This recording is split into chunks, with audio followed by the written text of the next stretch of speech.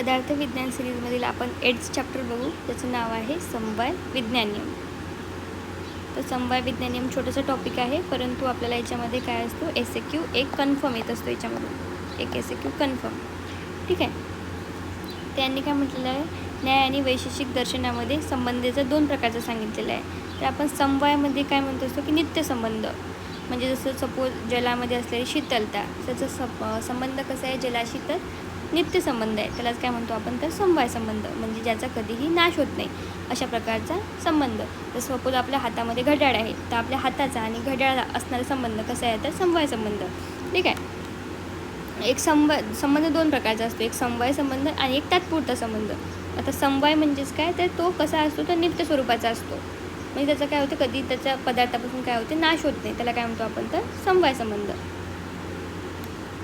त्याच्यामध्ये समवायाची परिभाषा काय सांगितलेली आहे, समवायो अपृथक भावो भूम्यादिनान गुणनिर्मतः स नित्यो यत्र हि द्रव्यम न तत्र नियतो गुणः. चरकसूत्रस्थान 1/49 हा श्लोक आहे. यांनी काय म्हटलेलं याच्यामध्ये, तर भूमी इत्यादीशी किंवा पृथ्वी इत्यादी द्रव्याशी आधारभूत द्रव्यांचा आपापले आधेयभूत गुरुवादी गुणांसोबत अपृथक भाव संबंधाला आपण काय म्हणत असतो तर समवाय संबंध असं म्हणत असतो.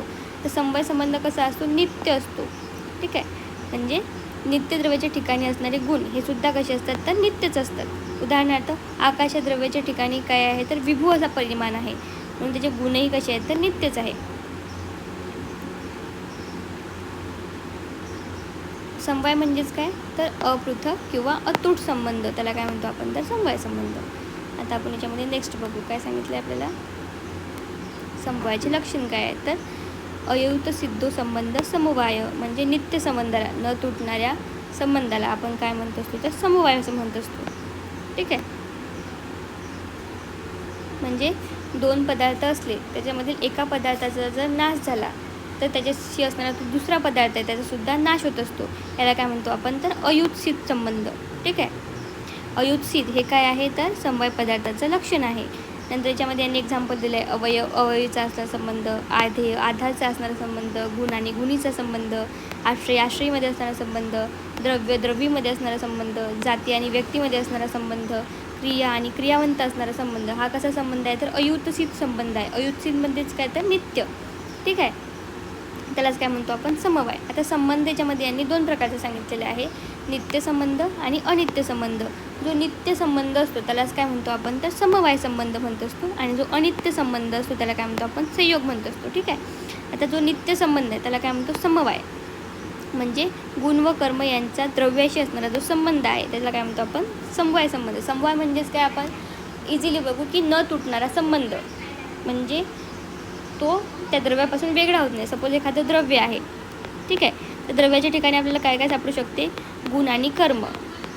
तर गुण आणि कर्मांचा संबंध कसा आहे या द्रव्यामध्ये तर अयुतसित संबंध आहे किंवा समवाय संबंध आहे, नित्य संबंध आहे, त्याला काय म्हणतो आपण तर समवाय संबंध. आता सेकंड आपण याच्यामध्ये बघू काय सांगितलेलं आहे, अनित्य संबंध म्हणजेच काय. तर अनित्य संबंधामधला काय म्हटलं यांनी, संयोग म्हटलेला आहे, म्हणजे 2 द्रव्याच्या संयोग होण्याला कारणीभूत असलेला जो हेतू आहे त्याला काय म्हणतो आपण तर संयोग म्हणत असतो. म्हणजे हे एखाद्या वस्तूचा सपोज नाश झाला, म्हणजे क्षणिक संबंध, सेपरेबल संबंध, त्याला काय म्हणतो आपण तर संयोग. आता समवाय आणि संयोग याच्यामध्ये डिफरन्स काय काय, कधी आपल्याला विचारतात समवाय आणि संयोग याच्यामध्ये डिफरन्स काय काय. तर समवाय कसा असतो तर नित्य असतो. सेकंड काय म्हटलेलं आहे तर विभागाद्वारा संबंध समाप्त होत नाही, कारण आपल्याला माहिती आहे हा संबंध कसा असतो तर नित्य असतो, न तुटणारा संबंध असतो. नंतर हा प्राकृतरित्या संबंध असतो. पदार्थात कसा असतो, हा अयुत सिद्ध असतो. इम्पॉर्टंट वर्ड आहे हा अयुत सिद्ध संबंध. नंतर संख्या किती सांगितली याची 1 सांगितलेली आहे. आणि समवाय हा सुद्धा काय पदार्थ आहे, स्वयंसिद्ध आहे आणि काय असतो स्थायी रूपात असतो. इम्पॉर्टंट आहे. आता संयोग म्हणजेच काय, आपल्याला कधी कधी काय वाटते समवाय आणि जो संयोग आहे हे सिमिलर वर्ड्स आहेत, पण समवाय कसा असतो नित्य असतो, आणि जो संयोग सांगितलेला आहे तो कसा असतो तात्पुरता संबंध असतो, अनित्य असतो आणि क्षणिक असतो. आणि याचा जर आपण विभाग केला तर विभागाद्वारे काय होतो तो समाप्त होतो. नंतर हा संबंध जो असतो संयोग त्याला काय म्हणतो आपण कृत्रिमरित्या असणारा असतो. नंतर पदार्थात संयोगाशिवाय आपले वेगळे अस्तित्व ठेवतात. नंतर संख्येत अनेक असू शकतात म्हणते, आणि पदार्थाच्या आश्रयाने राहतो हा पण परत हा सिद्ध आहे, आणि हा कसा असतो तर अस्थायी रूपात असतो. ठीक आहे. आपल्याला इम्पॉर्टंट आहे, कधी कधी विचारतात SAQ मध्ये सुद्धा विचारू शकतात की समवाय आणि संयोग याच्यामधील फरक स्पष्ट करा. तर हा चार्ट इम्पॉर्टंट आहे. नंतर आता याच्यामध्ये आपण आयुर्वेदामध्ये याची उपयोगिता काय आहे, का आपण याचा विचार करत असतो.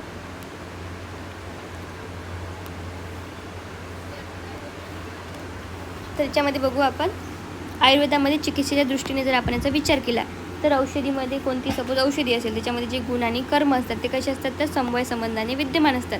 म्हणजे एखादी आपण औषधी दिली तर ती निश्चितच काय करणार आहे, स्वास्थ्य रक्षण करणार आहे आणि रोगाचं प्रशमन करणार आहे.